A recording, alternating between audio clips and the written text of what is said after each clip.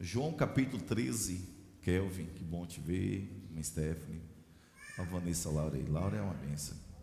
E você está forte, Vanessa, segura a Laura é pesadinha, hein? Graças a Deus.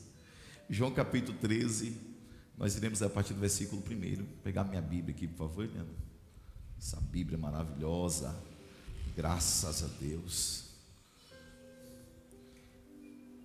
Essa Bíblia, gente, eu comprei no Cebu, em Jiquié, dia 27 de janeiro de 2002, 23 anos. Só que ela está assim, sabe? Como eu li muito, aí ela disse que eu não tenho vergonha de dar com essa Bíblia, mas me dá tanta segurança. E olha que eu já reformei, não é descuidado não, não é descuido não, mas vou ter que reformar de novo. Essa Bíblia aqui é uma bênção de Deus. Tem uma irmã que quis comprar na minha mão. Eu vou ter que ir ali porque o João 13 não está aqui não, tá bom, irmão? Agora que eu dei conta. Me presta o seu favor.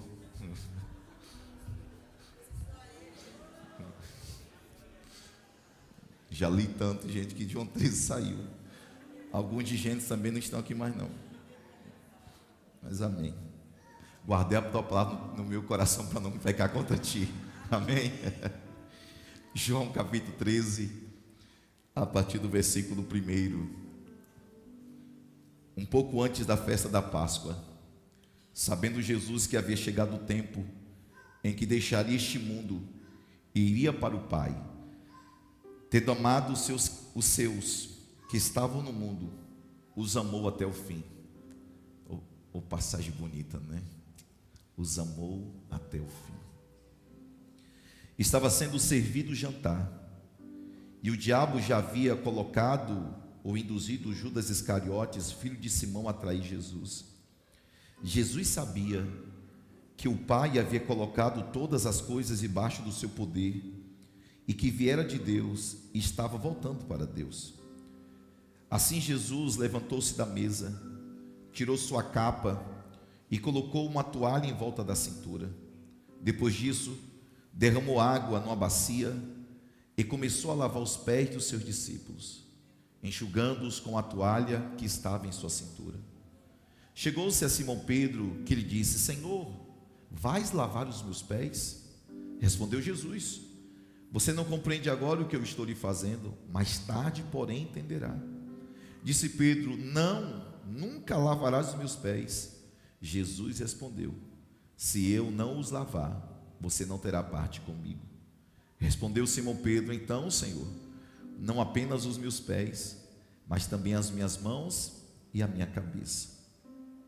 O versículo de número 13 até o 15. Vocês me chamam mestre e senhor, e com razão, pois eu o sou.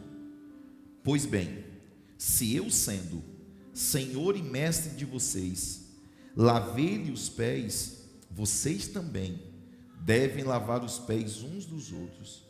Eu lhes dei o exemplo para que vocês façam como eu lhes fiz. Amém? Amém por essa palavra, meu irmão, em nome de Jesus. Glória a Deus. Esse aqui é o último cenário do ministério público de Jesus. Ele está na mesa da Páscoa, que depois se transforma na mesa da ceia. Nesse cenário, Judas Iscariote já havia saído justamente para poder trair Jesus e vendê-lo.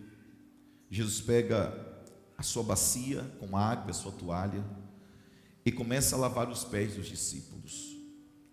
Na última cena do seu ministério, um homem que diante do céu, o Senhor Jesus, era chamado de Rei dos Reis e Senhor dos Senhores, ou assim seria chamado, ele mostra-nos como é que devemos nos comportar uma vez que nos colocamos à disposição do Rei de Deus. O profeta Isaías chama o Senhor Jesus de o servo sofredor, porque se tem uma coisa que Jesus nunca deixou de ser, foi servo. E ele dizia justamente isso: bem-aventurado é aquele quem serve muito mais do que é ser servido. E é sobre isso essa noite que eu quero falar para vocês 5 verdades sobre a cultura de servir. 5 verdades sobre a cultura de servir. A primeira verdade, que não é cargo, mas é encargo. Primeira verdade. Servir não está relacionado a um cargo, mas servir está relacionado a um encargo. Na lógica do mundo, só serve quem está embaixo ou por baixo. Mas no reino de Deus é tão diferente. Na verdade, no reino de Deus, quanto mais você está no topo, quanto mais Deus te exalta, quanto mais você é promovido, mais deve ter um coração de servo. A Bíblia diz que o Senhor toma as coisas que não são para confundir as que são, e Ele pega as coisas loucas desta vida para confundir as sábias. Jesus não lavou os pés dos discípulos por uma obrigação, Ele lavou os pés dos discípulos por um encargo. Porque quando as pessoas fazem para Deus só porque tem um cargo, no dia que tirarem o cargo, tiram também o serviço. Mas cargo fala de ocupação, mas encargo fala daquilo que eu carrego. O cargo pode estar apenas relacionado a uma estrutura física, a 4 paredes. Então, se isso é uma verdade, as pessoas só se tornam servos enquanto está servindo no seu dia da escala, mas não faz do serviço de servo uma cultura. Quando é um encargo, mesmo que eu não esteja na escala, mesmo que eu não esteja dentro de uma estrutura física, onde quer que eu esteja, eu serei um servo de Deus, a serviço do reino de Deus. Porque enquanto o cargo é uma coisa que nós ocupamos, o encargo é um hábito que nós vivemos dia após dia. E como é que a gente descobre que alguém tem um coração de servo? Como é que a gente sabe que alguém não está na igreja por uma questão de cargo? Porque no dia que tirarem o cargo, a gente tem que olhar para a pessoa e descobrir se ela ainda continua tendo desejo de fazer a obra de Deus. Essa é uma frase do Carlito Paz. Você vai conhecer pessoas, não quando você der coisas para ela, mas você vai conhecê-las de verdade, quando você tirar as coisas delas. Jesus em nenhum momento atribuiu para si um cargo. Ele só decidiu lavar os pés dos discípulos no último momento. Essa é a maior teologia que a igreja precisa viver nesses dias. Jesus era profeta, era um sacerdote. Jesus era rei e respaldou muito mais ainda pela sua ressurreição. Ele é Senhor de todas as coisas. Paulo, escrevendo aos Colossenses, diz: porque dele, por ele e para ele foram feitas todas as coisas. Ele participou de toda a criação do que nós conhecemos, visíveis e invisíveis, mas mostrou como era o seu coração, quando no último momento do seu ministério público e físico, decidiu lavar os pés dos discípulos. Por que lavar os pés dos discípulos nos traz constrangimento? Porque eu preciso me baixar, para me colocar debaixo de outra pessoa, para lavar os seus pés. Porque lavar os pés naqueles dias era um ofício de um escravo, de um empregado do lar. O escravo desatava as sandálias dos seus convidados, do seu senhor, que era o anfitrião da casa. Por isso que João Batista diz: eu não sou digno nem de desatar as correias das suas sandálias. Mas existia um outro escravo que servia a mesa, e ainda existia um outro escravo que, para trazer um melhor conforto ao convidado do seu anfitrião e mostrar que aquele convidado tinha grande estima, esse servo vinha, esse escravo, com a bacia e a toalha, justamente para enxugar os pés dos seus convidados. Eu sei que é tão difícil falar isso, mas nós precisamos fazer do servir não uma obrigação, não uma escala, ou cumprir uma agenda ou um calendário, mas precisamos fazer disso um hábito cotidiano. Daí o nome ser cultura, uma cultura de servir ao reino de Deus. A segunda verdade sobre a cultura de servir é que não é sobre posição, mas sobre posicionamento. Eu não queria falar isso, mas é uma verdade. Existem muitos lugares que as pessoas estão brigando por posições, lugares que as pessoas brigam por títulos. Elas querem apenas uma posição, mas elas não sabem o que é um posicionamento. Enquanto posição é algo temporário, um posicionamento é algo permanente.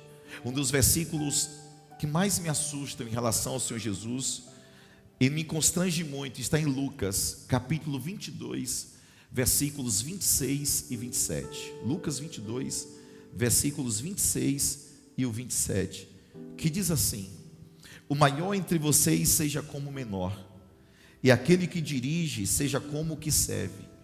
Pois qual é maior, aquele que está à mesa ou aquele que serve?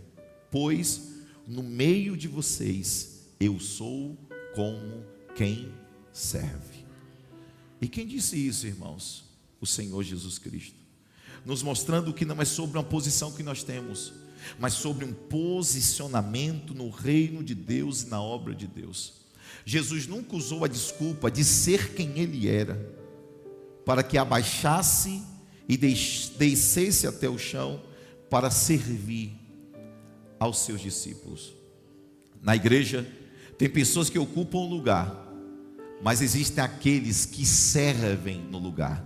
Não adianta apenas ter um título, ou um cargo, ou uma posição. É preciso que façamos tudo isso com amor. Irmãos, tudo que nós fazemos na obra de Deus, nós precisamos fazer com amor. Seja no diaconato, seja na multimídia, seja na recepção, seja limpando o banheiro, seja evangelizando, seja cantando, tudo nós devemos fazer com amor. É muito perigoso um profeta entregar uma profecia, quando essa profecia não é uma profecia com amor. Porque quando nós entregamos uma profecia com alguém, a ideia que nós temos é que o profeta tem que ser carrancudo, cara fechada, colocar o dedo na cara do outro e dizer Deus vai matar, Deus vai fazer outra coisa. Mas quando nós entregamos uma profecia, nós devemos entregar com amor, mas não só com amor, mas também com lágrimas, se colocando no lugar do outro, entendendo aquilo que o outro carrega. É certo que Deus vai exortar, é certo que o Senhor vai consolar, mas quando nós fazemos com amor, essa é a melhor recompensa que nós podemos dar à obra de Deus e ao reino de Deus. Não é posição, é um posicionamento. Sabe qual é o maior título terreno que alguém pode ter na obra de Deus? É ser chamado de servo do Senhor Jesus. Não é sobre títulos ou posições. E lógico que nós respeitamos títulos e posições, porque essa hierarquia existe até mesmo na palavra de Deus. Mas o que eu estou dizendo é que o nosso coração tem que ter sempre uma cultura de dizer: eu sou apenas um servo de Jesus Cristo. Isso é tão verdade que em Atos, no capítulo 16, quando os demônios viram os filhos de Seva, eles falaram: eu conheço Paulo e eu conheço Apolo, mas eu não conheço vocês. Mas em Atos capítulo 16, quando aquela mulher estava possessa por demônios, o demônio da boca daquela mulher disse: estes são servos do Deus Altíssimo. Quando nós somos servos e quando nós fazemos a obra de Deus com amor, até os demônios sabem que nós somos servos. Esse é o maior título que alguém pode ter no reino de Deus. Quando nós não temos o coração em Deus, e quando nós não temos o coração na obra de Deus, não importa se nós estamos em uma plataforma ou em uma portaria, porque não é sobre posição, é aquilo que nós estamos fazendo para a obra de Deus com amor. Tem muita gente que está procurando visibilidade, mas existem aqueles que estão fazendo a obra de Deus por fidelidade. Amém? A gente tem que ter muito cuidado para que a gente não fique focado nas câmeras, nas luzes e buscando plataformas. A igreja não pode ser uma calçada da fama. A igreja tem que ser um lugar em que nós usamos os nossos dons, os nossos talentos, a nossa vida e o nosso tempo para o serviço da obra de Deus. Então eu queria pedir gentilmente que você perguntasse para alguém: você tem usado toda a sua vida para a obra de Deus? Amém? Você tem usado a sua vida para a obra de Deus?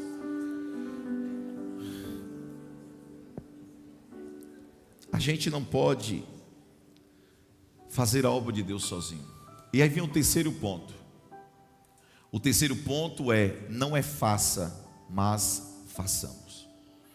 Já é conhecido, diante de livros de liderança, e nós temos aí talvez uma das maiores autoridades sobre liderança corporativa e eclesiástica, que é o Dr. John Maxwell. Ele diz que liderança não é quando nós fazemos sozinhos, é quando nós fazemos juntos. Josué Valandro, que tem uma grande igreja no Rio de Janeiro, ele diz que quando nós fazemos alguma coisa grande, nós nunca fazemos sozinhos. E se fizemos, é porque não foi grande. Porque Deus nunca fará coisas grandes com apenas uma pessoa. Deus chama o corpo dele, a igreja de Cristo, para que ambos façam coisas grandes. Era o tempo em que um líder, ele fazia as coisas e chegava sozinho no topo. Isso não é mais ideia de liderança. Liderança nós iremos fazer juntos e juntos chegaremos no topo da montanha como aquilo que o Senhor nos conduziu. Jesus Cristo foi o maior líder que já existiu. E se você prestar muita atenção, humanamente falando, ele era um carpinteiro de uma cidade de 900 habitantes, chama 12 homens que não eram os melhores, que não tinham uma excelente formação, homens que tinham suas dores, suas intimidações. Não havia naqueles homens virtudes ou grandes qualidades que Jesus pudesse dizer: eu só escolho você por causa da sua capacidade, da sua habilidade. Você olha para Pedro, por exemplo, grandes pescarias que Pedro fez, foi porque Jesus deu uma palavra para ele. Você tem no colégio apostólico um Simão que era zelote, e você tinha um Mateus que era publicano. Ambos eram inimigos ferrenhos, mas quando entregaram a sua vida a Jesus, fazem parte do mesmo colégio apostólico. Jesus ainda chama um traidor, que ele já sabia que era traidor, mas também estava dando uma chance de que ele crescesse. Quando Jesus chega no final dessa história, do capítulo 13 de João, indo para o seu último momento do seu ministério, ele prepara esses 11 homens, e esses 11 homens transformaram o mundo, e nós somos fruto daquilo que eles carregaram. 11 homens que não desistiram, 11 homens que perseveraram, 11 homens que o Senhor olhou para ele e disse: eu estou dando a vocês uma missão, transformar o mundo a partir do Evangelho. E porque eles tiveram um grande líder, esse poder chegou até nós, porque eles não falharam no processo e nem na liderança, eles só decidiram servir. Não é sobre faça, é sobre façamos. Eu vou falar uma coisa, irmãos, e eu quero que você entenda em nome do Senhor Jesus. Eu tenho grande dificuldade como pastor, e eu creio que eu compartilho isso também de alguns pastores da igreja, de líderes, de pessoas que querem fazer da igreja CEMAP só uma plataforma de crescimento, de falar assim: eu quero crescer na igreja. Eu não acho que é crescer na igreja, mas é crescer com a igreja. Às vezes a pessoa vem apenas para fazer da igreja uma plataforma, porque está conhecida, porque é relevante, porque o pastor é uma figura pública. Mas eu não quero pessoas assim na igreja. Eu não faço questão de que essas pessoas estejam na igreja. Se a pessoa tem um projeto para-eclesiástico, e o que é um projeto para-eclesiástico? Olha, eu tenho um grande projeto de jovens na cidade, eu tenho um grande projeto de músicos, um grande projeto de mulheres. Mas se essas pessoas não procurarem servir o corpo de Cristo da igreja local, para mim não tem interesse nenhum. Porque Deus não será irresponsável de te dar uma cidade se você não usar os seus dons para servir a sua igreja local. Talvez se você não serve a sua igreja local, você está dizendo que não importa estar ali.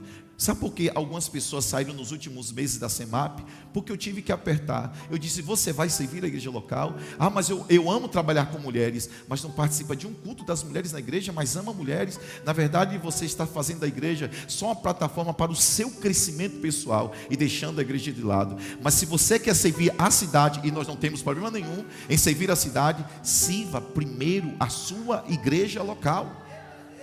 Se você não consegue se submeter a uma liderança da sua igreja local, que legalidade você tem no mundo espiritual para dizer: eu estou pronto a servir uma cidade? Alguém está comigo em nome de Jesus?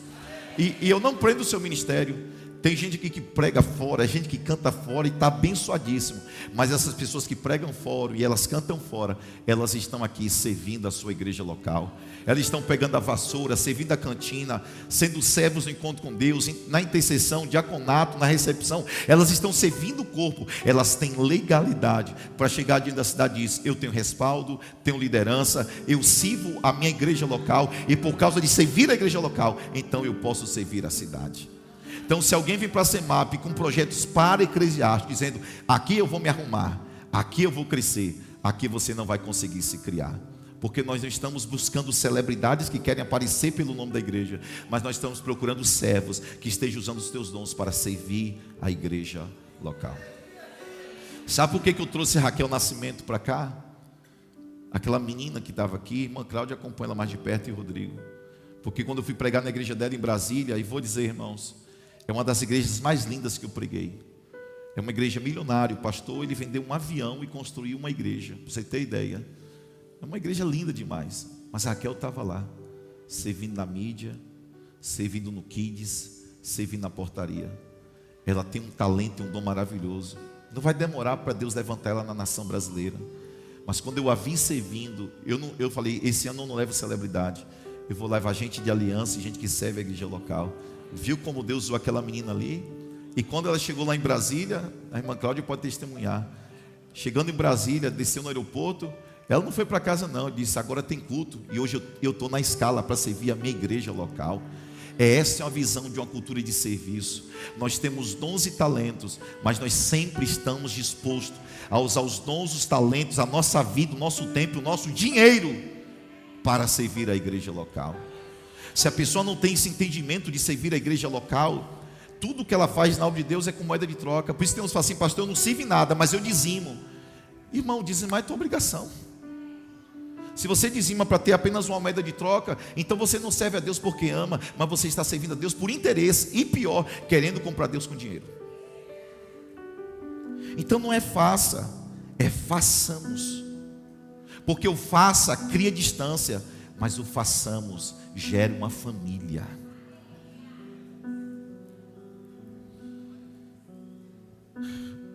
Na igreja CEMAP nós não podemos servir sozinhos. Nós devemos servir juntos. Devemos ser uma família que serve uns aos outros com aquilo que o Senhor nos confiou. E Deus te deu dons. Na verdade, você tem pelo menos um dom. Pelo menos um dom você tem. Você sabia disso? Que pelo menos um dom você tem. Mas tem gente que tem 2, 3. Quem sabe alguém não seja como Paulo, que tem 9 dons.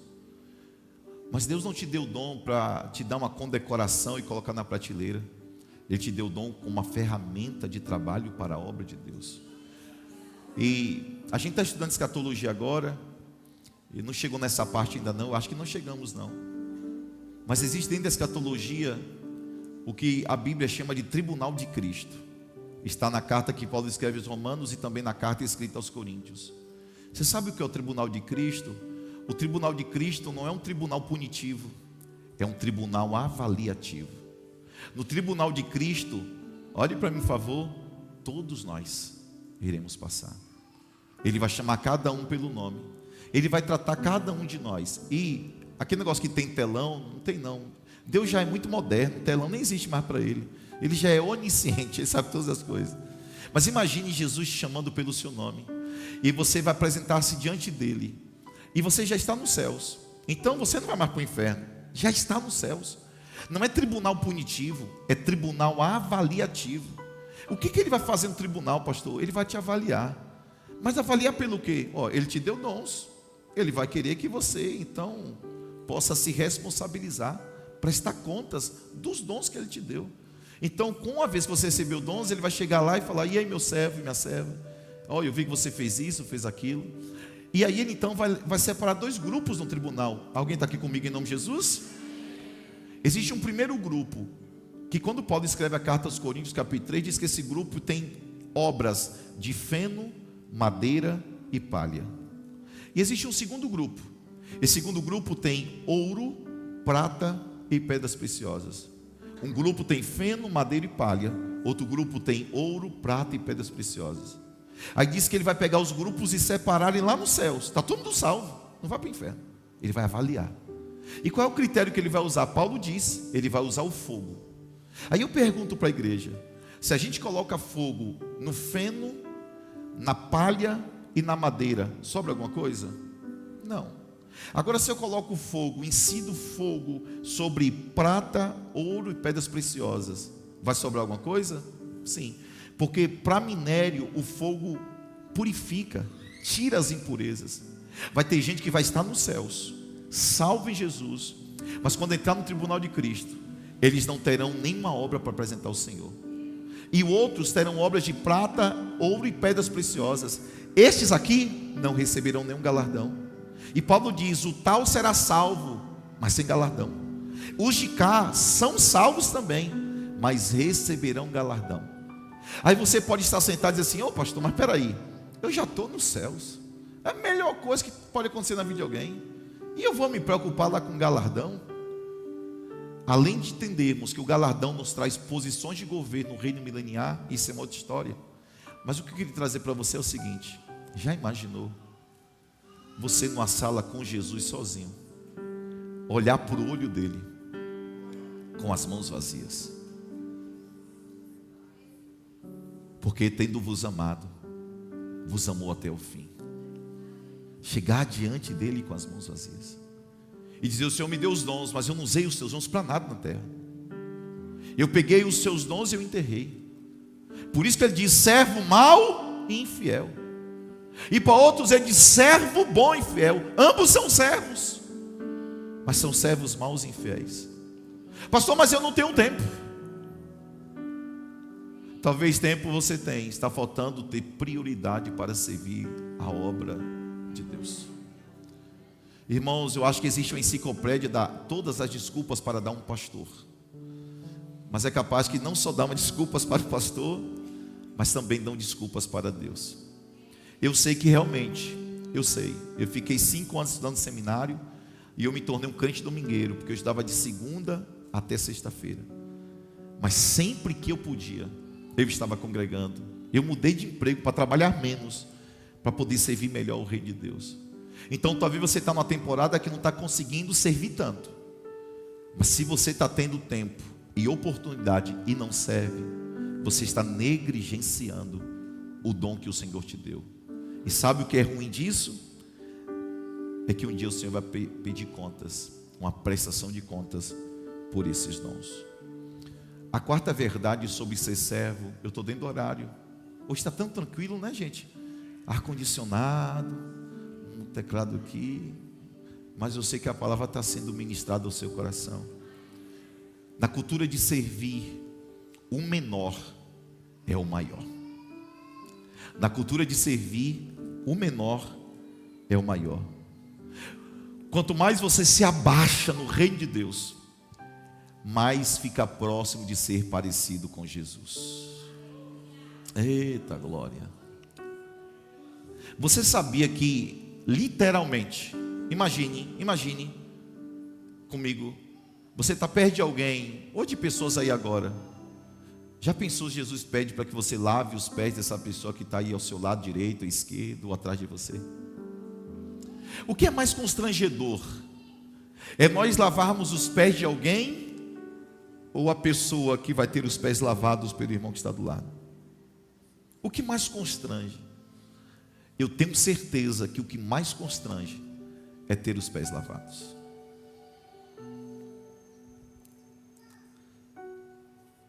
Porque no reino de Deus o menor é o maior. O mundo disse maior é o menor, maior e o menor. Mas no reino de Deus, quanto menor você está, quanto mais você serve, mais você, entre aspas, é grande no reino de Deus. Porque baixar não é se rebaixar, é apenas ocupar o lugar de verdade como servo. Lembra daquela música? Eu era pobre, perdido, sem Deus e sem Jesus, quando Ele estendeu a sua mão para mim. Oh meu Deus! E por isso então que eu pergunto para você: o que você faz para Deus é muito?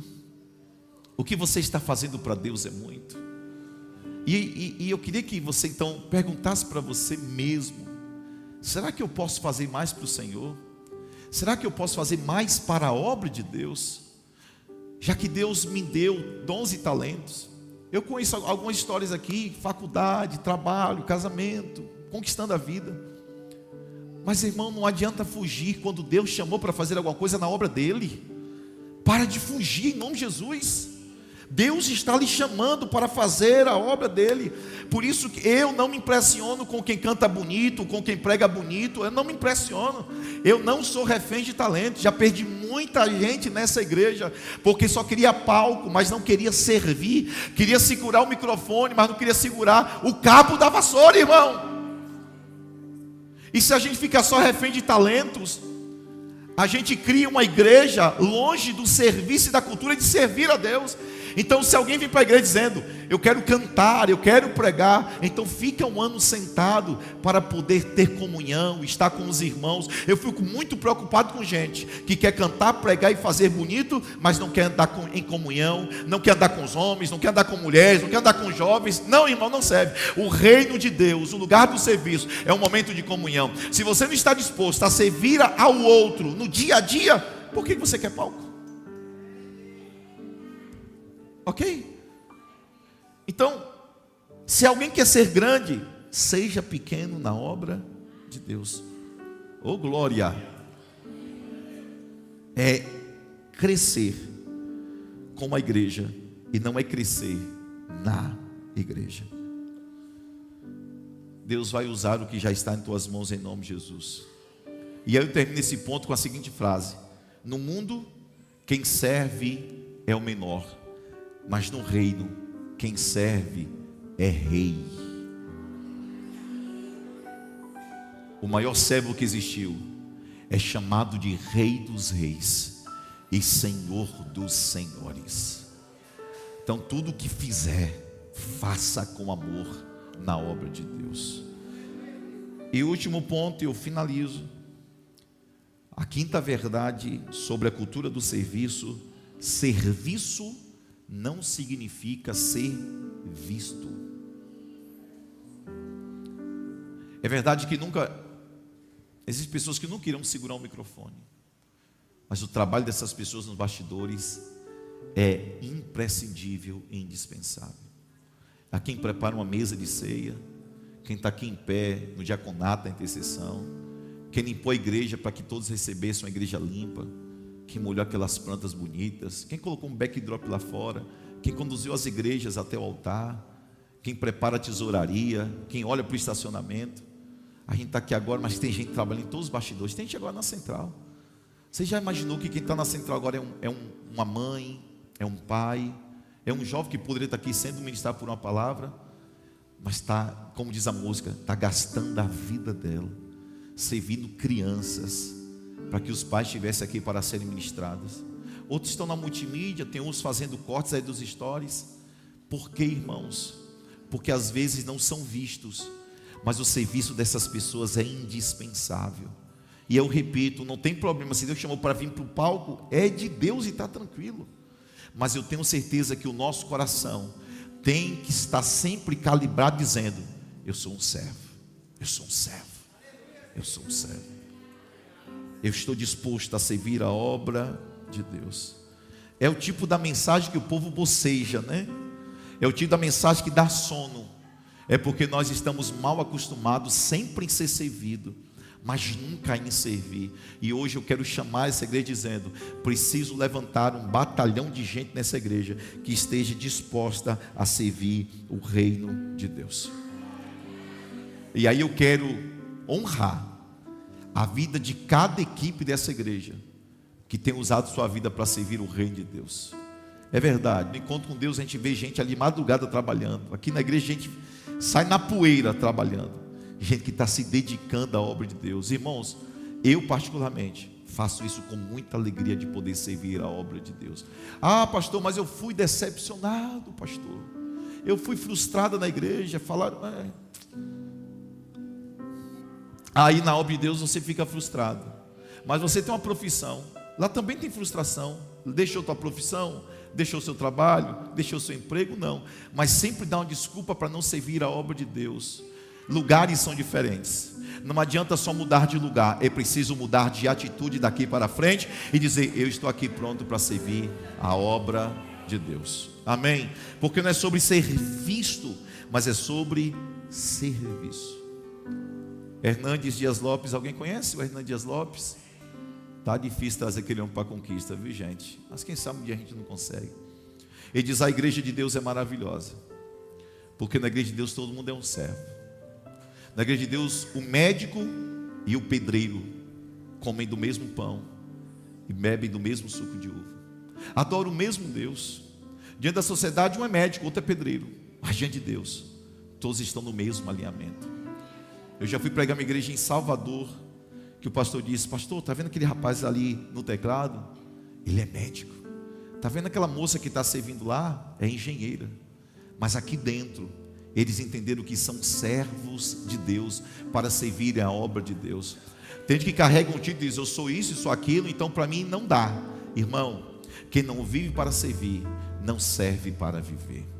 Se Deus chamou para servir, porque todos foram chamados, então sirva com alegria e dê o melhor que você tem para a obra de Deus.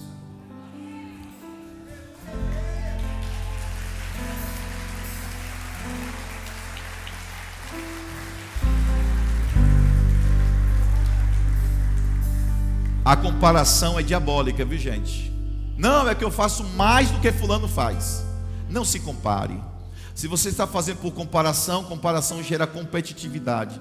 Se você está fazendo mais do que o outro, quem está vendo é Deus. Um dia Ele vai retribuir. 1 Coríntios 15:58. Quanto ao mais, irmãos, sejam firmes, constantes e abundantes na obra do Senhor, sabendo que no Senhor, não é na igreja, no pastor, no homem, mas no Senhor, o vosso trabalho não é vão. Não importa se você está trabalhando mais do que alguém, não importa. O importa é que você está dando o seu melhor para a obra de Deus.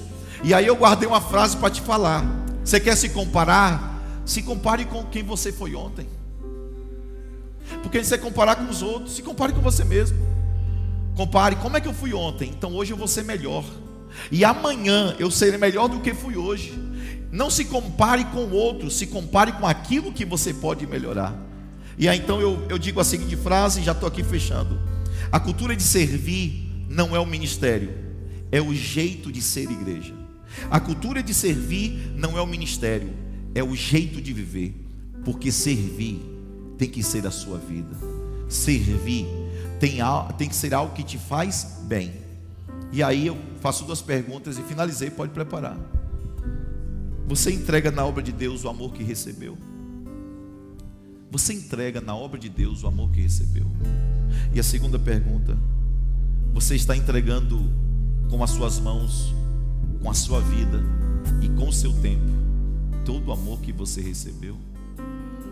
Hoje foi uma chacoalhada mesmo, para te dizer que o maior título que o Senhor nos deu é sermos chamados servos do Senhor Jesus. Amém? Vamos aplaudir as nossas equipes que estão trabalhando então. Multimídia, diaconato, recepção, crianças, louvor, iluminação, a rede de eventos, cantina. Vamos aplaudir eles porque eles têm se dedicado muito à obra de Deus. E você vai ser o próximo que Deus vai levantar nessa igreja para servir a obra de Deus. Amém? Acabou a conversa, desculpa, acabou. Danças também, servir aqui hoje. Porque Deus está lhe chamando para servir o seu reino, em nome de Jesus. Ó, o presbítero Daniel está com um menino novo em casa. Está com quantos meses, presbítero Daniel? Luigi, 25 dias o menino tem. O menino é bonito, viu? Puxou, quem será, presbítero? Ah, tá. Está servindo. Está lá a Patrícia, está cansada, Beto também, todo mundo ali. Patrícia, está todo mundo servindo, irmão. Porque quando nós servimos com muita alegria mesmo, em nome de Jesus. Amém? Glória a Deus. Gostou desse puxão de orelha para a igreja, irmãos? Precisamos servir a Deus com amor e servir a Deus com alegria. Nós vamos nesse momento cear, em nome de Jesus. Você que já pegou seu cálice, está aí contigo o cálice? Se você não pegou, e agora nós vamos à uva. Pode permanecer sentado por enquanto, por favor, porque fica melhor para os diáconos se locomoverem. Você que está vindo hoje, você não é batizado, você pode participar pegando a uva. Quando o pessoal for comer o pãozinho, você vai comer a uva junto com todos. É uma forma que nós encontramos de você se sentir fazendo parte, de você estar comungando conosco também na ceia do Senhor. E em novembro tem batismo, tá bom, gente? Novembro tem batismo aqui na igreja, será uma bênção em nome do Senhor Jesus. Ó, Tailina, ele está com a mão levantada. Quem precisa da uva, levante a mão, por favor, que o pessoal vai entregar. Pronto, irmã Rose está vindo ali, mãos levantadas. O pessoal que vai pegar a uva lá. Irmã Rose está numa velocidade, irmão, entregando. Graças a Deus. Que bênção, glória a Deus.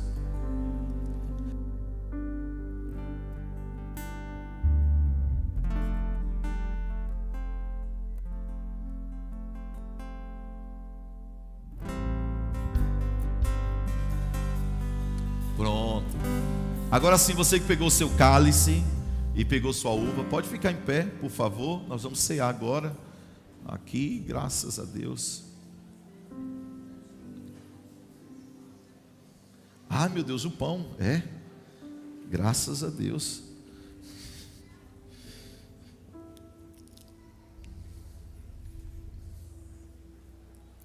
É a Eliana que preparou o pão. Graças a Deus. Tivemos que almoçar fora hoje, porque ela estava lá preparando o pão com todo amor. Deixa eu colocar aqui. Obrigado, Cleiton. Faltou só o sabonete, né? Amém. Nós vamos pegar esse pão agora, cortar. Eu acho tão bonito cortar o pão, irmãos. É algo tão profético, meu Deus do céu. Olha, coisa linda de Deus, irmãos. Glória a Deus. Aí você me ajuda a abrir a Bíblia, pelo menos, porque para eu pegar agora a Bíblia vai estar suja, né? Por favor. Já está aqui, ó. Aí. Em cima. Parecendo os pergaminhos do Mar Morto, irmão. Está mesmo, tá? Me ajuda, por favor, Cleito. Primeira carta de Paulo aos Coríntios, capítulo 11, a partir do versículo 23. Você já pegue logo o seu pãozinho. Eu chamo que é o biscoito abençoado. Já pega, já tira aí do envelope. Já pegue também a uva. Nós iremos para o momento da ceia. Por favor. Primeira carta de Paulo aos Coríntios, capítulo 11, a partir do versículo 23. Pois eu recebi do Senhor que também vos ensinei, que o Senhor Jesus, na noite em que foi traído, ele tomou o pão, e tendo dado graças, o partiu e disse: este é meu corpo que é partido por vós, fazei isto em memória de mim. E semelhantemente, depois de cear, tomou o cálice, dizendo: este cálice é a nova aliança no meu sangue, fazei isto todas as vezes que bebeis em memória de mim. Pois todas as vezes que comerdes deste pão e beberdes deste cálice, anunciais a morte do Senhor, até que Ele venha. Glória a Deus, glória a Deus. Obrigado. Amém. Você agora pega o seu pão, em nome de Jesus. Eu sempre dou aquele minutinho para você falar com Deus, por favor. Se a multimídia puder desligar essa lâmpada para mim, multimídia não, diaconato, agradeço, por favor. Essa aqui pode deixar. Ah, tá. Ok. Oremos ao Senhor. Fique à vontade na sua oração particular, individual. Agradeça.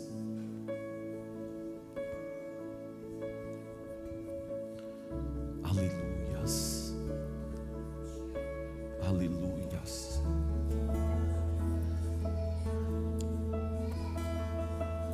Aleluia. Oh, bendito é o Senhor Deus.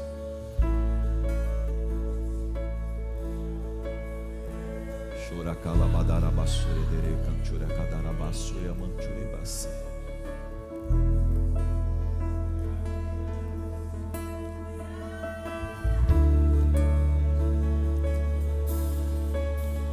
A ceia, ela não é apenas uma cerimônia. A ceia não é apenas um ritual eclesiástico. A ceia é um memorial. Toda vez que nós comemos deste pão e todas as vezes que nós bebemos deste cálice, nós estamos comemorando a morte, a ressurreição do Senhor Jesus Cristo. Nós estamos dizendo para Ele, porque nós chamamos, Senhor, nós estamos compartilhando a Tua mesa. E por ser um memorial, nós nunca podemos deixar de fazê-lo. Porque quando fazemos, nós estamos mostrando a nossa fidelidade para com Jesus. Mas esse memorial ele tem um prazo de validade. O versículo 26 diz: até que ele venha. Então, até que ele venha, nós estaremos participando da mesa do Senhor. Não importa se nós fomos humilhados naquela semana, não importa se tivemos uma discussão, ou um nervosismo, uma chateação, um abatimento ou desânimo, nós nunca sairemos da mesa do Senhor. Oh meu Deus, porque a igreja do Senhor Jesus Cristo, ela não crê no Jesus que está preso a uma cruz, no Jesus que está preso a uma tampa de um caixão, de um Jesus que está preso à porta de um cemitério. Na verdade, naquela sexta-feira, às 3 horas da tarde, ele expirou olhando para o Pai, dizendo: Pai, nas tuas mãos eu entrego o meu espírito. Naquele momento, o véu do templo se rasgou de alto a baixo. Naquele momento, o céu se escureceu há um pouco antes.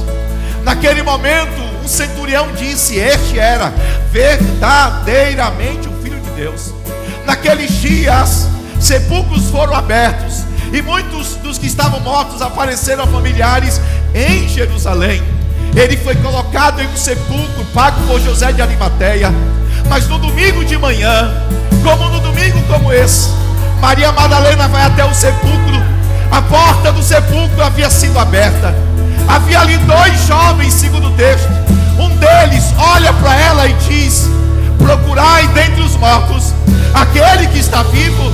Ele não está mais aqui, ele já ressuscitou. E ele manda dizer aos discípulos e a Pedro: vão para a Galileia, porque ele lá os verão. Jesus fica 40 dias com os discípulos, come com eles, os ensinam, vai aos céus, escoltado por onde, à direita e à esquerda. 10 dias depois, por intercessão de Jesus, o Espírito Santo vem em Atos 2. Ele desce sobre a igreja. 120 são cheios, todos recebem do poder do Espírito Santo. E esse evangelho e esse poder se espalha por todos os continentes da terra. Oh, nós te louvamos porque a igreja crê no sepulcro que está vazio. Os mormons fazem culto sem Joseph Smith. Os espíritas, eles podem cultuar sem Allan Kardec. Os budistas sem Buda, até mesmo os muçulmanos sem Maomé. Mas a igreja de Cristo tem um fundador que não está morto, tem um fundador que está vivo. Ele está aqui esta noite, ele está na sua vida, e por isso nós cearemos com alegria mais uma vez, porque Jesus ressuscitou. Ele me amou, ele me ama. Você pode dizer isso? Ele me amou.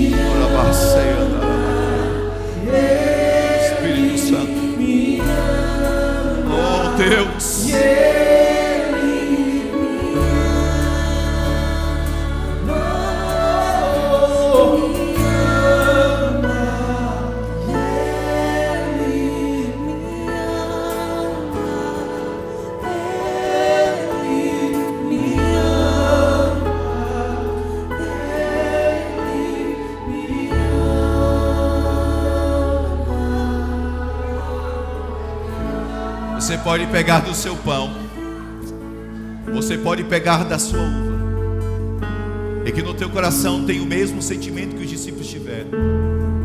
O sepulcro estava vazio, porque o trono está preenchido. Ele recebeu uma coroa de espinhos enquanto homem, mas como Deus é uma coroa de glória. Como homem, ele entrou em Jerusalém para cumprir a profecia do profeta menor Zacarias, em um jumento, filho de jumenta. Mas em Apocalipse 9, ele virá como Rei dos Reis, Senhor dos Senhores, montado em um cavalo branco. Participe do pão agora com toda a alegria da sua alma. Participe com toda a gratidão do seu espírito, porque Ele nos ama. Sim, Ele nos amou.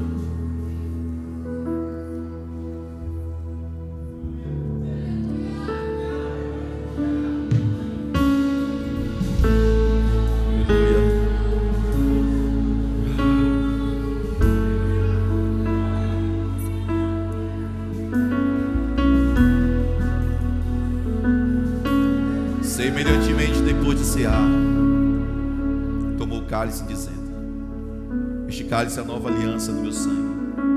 Fazei isto todas as vezes que beberdes, em memória de mim. Todos podem participar.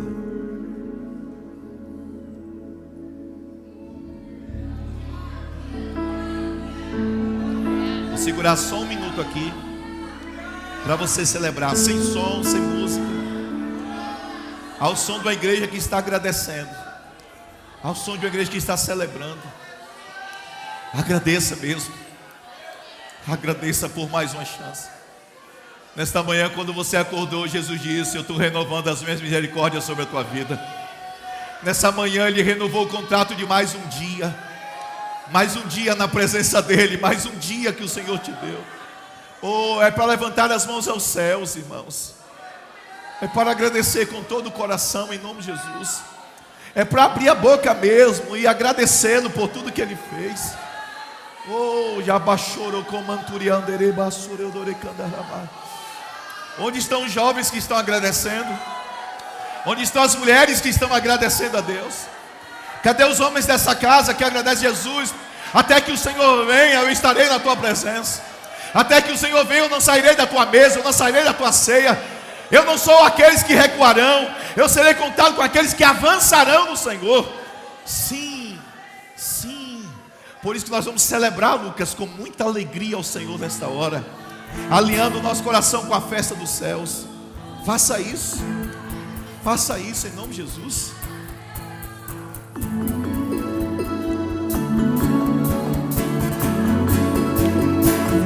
Palmas, palmas.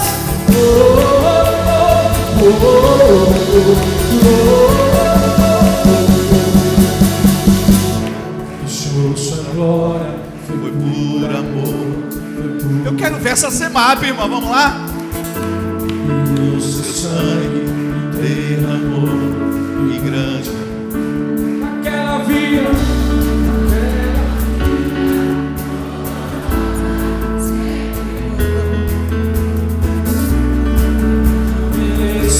Sua graça me alcançou. Diga! Eu me rendo ao seu amor. Isso! Eu me rendo ao seu amor. Com festa e com alegria. Eu me rendo ao seu amor. Eu me rendo. Vamos! Deus Emmanuel, estrela da manhã, Cordeiro de Deus, manda vida, príncipe da paz, grande Shaddai, santo. Pega a mão pra cima e diga: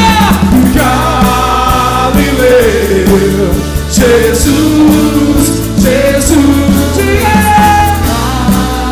Galileu, Jesus, Jesus, Galileu,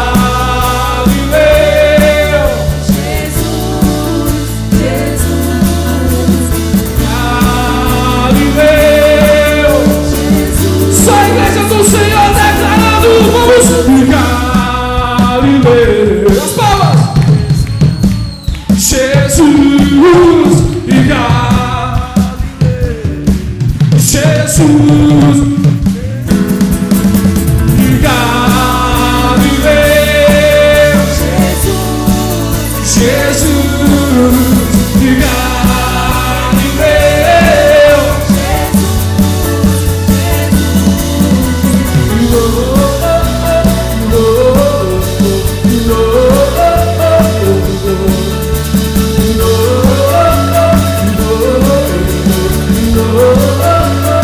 Diga: me rendo.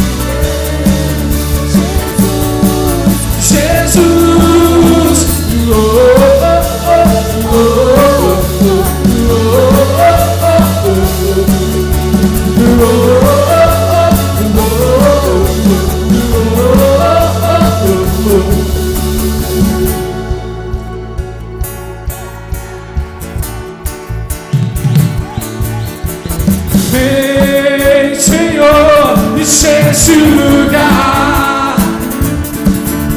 E vem, Senhor, encher esse lugar. Diga com tua glória, com tua glória, com tua glória.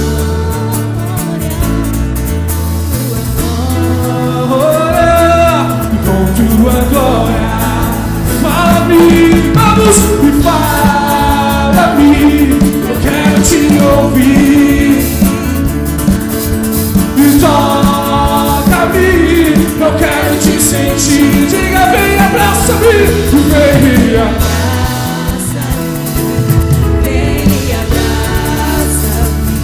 abraça-me, vem, abraça-me, todo dia,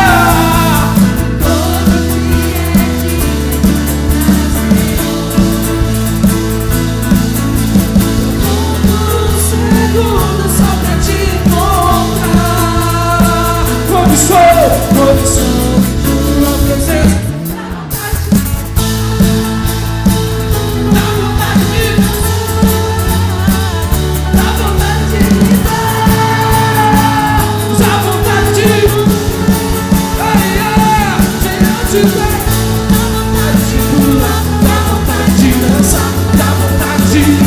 dá vontade de correr, dá vontade de pular, dá vontade de dançar.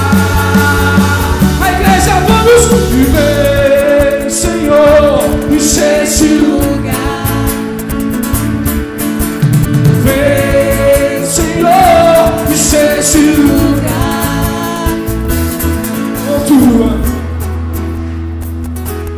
Com tua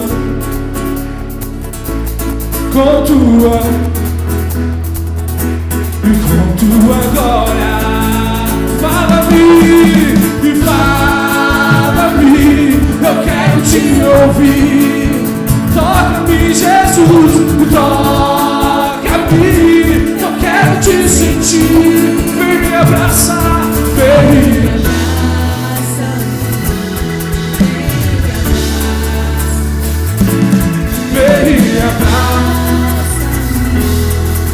E abraça-me todo dia. De adorar ao Senhor. Contamos um segundo, todo segundo só pra te encontrar. Quando eu estou, dá vontade de, dá vontade de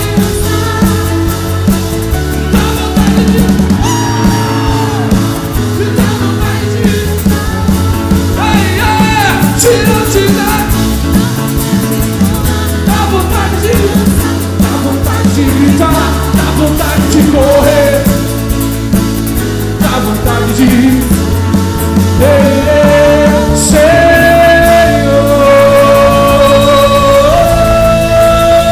Aleluia! Glória a Deus!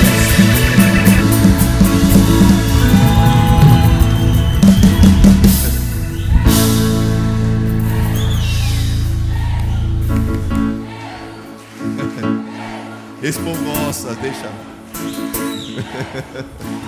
Jesus.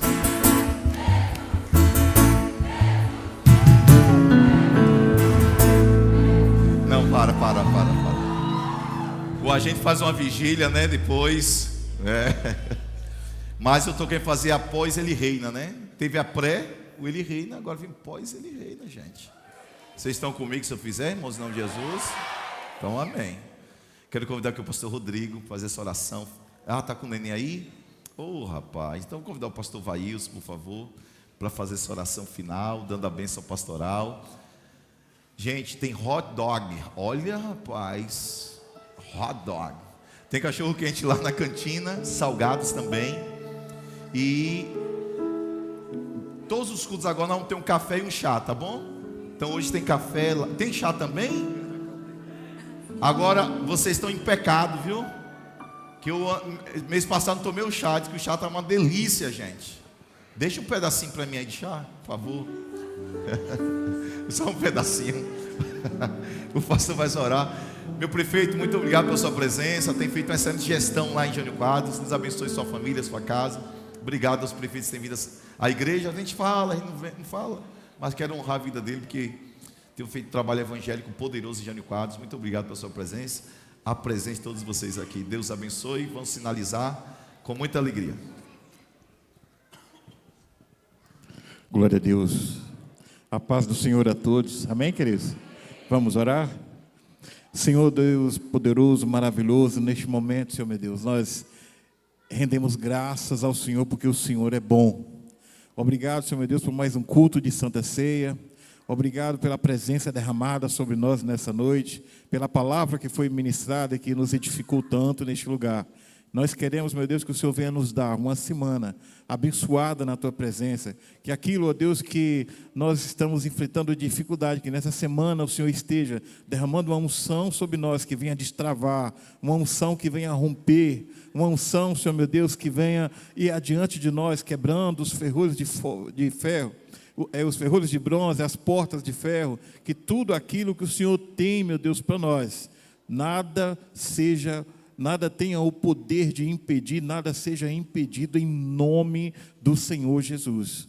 Que o amor de Deus, o nosso Pai, e a graça salvadora de Jesus, o nosso Senhor, e as doces e ricas consolações do Espírito Santo de Deus permaneçam sobre as nossas vidas, hoje e sempre, e todos digam, Deus abençoe a todos, em nome de Jesus. Olá, a live acabou. Siga a gente nas redes sociais, no Instagram, semap.oficial. Siga a gente também no nosso YouTube, Semap Oficial. Ora, te espero para a próxima, hein? Bora!